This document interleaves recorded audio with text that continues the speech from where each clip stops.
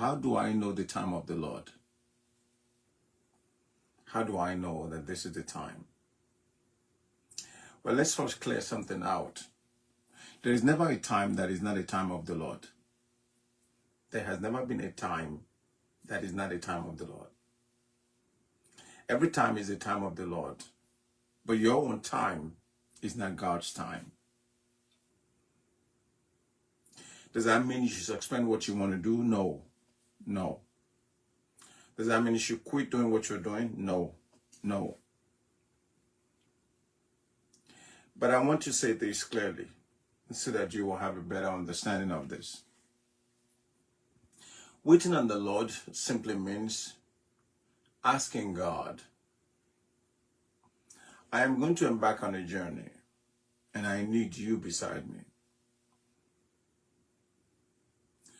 I don't know how this is going to be. I want to embark on a business.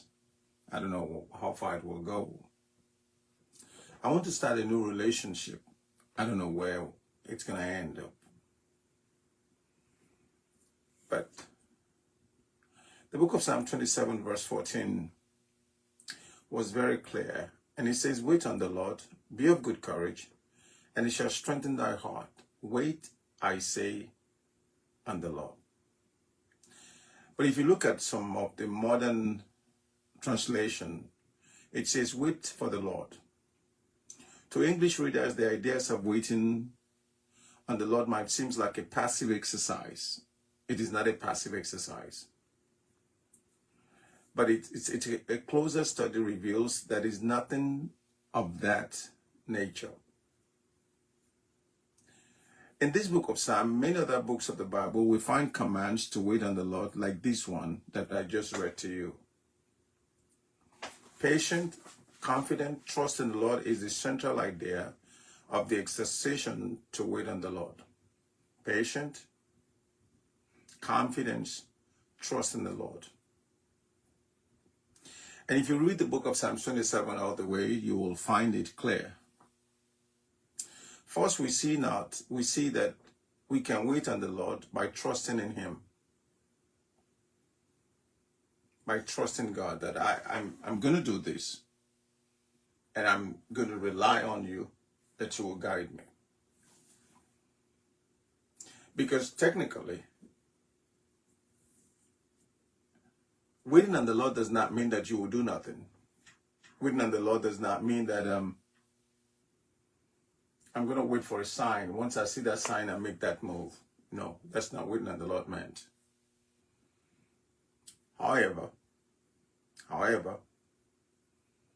waiting on the Lord is asking the Lord for strength in the midst of your struggle. That's waiting on the Lord. The entire book of Psalms 27 is a prayer to God for help, if you read it very well. A couple of months ago, I was reading it. And this jumped out on me to study this very carefully. So this is why I took that note off. Entire book of Psalms 27 is a prayer to God for help. It beautifully illustrates the meaning of waiting on the Lord. Throughout the Psalms, eloquent lines, David expressed authentic faith and courageous trust in God and in God only. Based on his confident expectation that the Lord will rescue and save him his entire time of trouble, he was never afraid. He has this strong belief that regardless of what happens in his life, God will save him. Exactly. He has that all through his mind. That I know my God is somewhere. If he does not save me now, he's teaching me something out of it. If he does not rescue me out of this trouble, he's training my mind, he's training my hands, he's training my entire body to endure and persevere. So when you look at that, the first thing David exercises here is establishing to trust in him. Trust in the Lord. Trust in him only. Lean not on your own understanding. David expressed great confidence in the Lord, who was his light, salvation, and stronghold.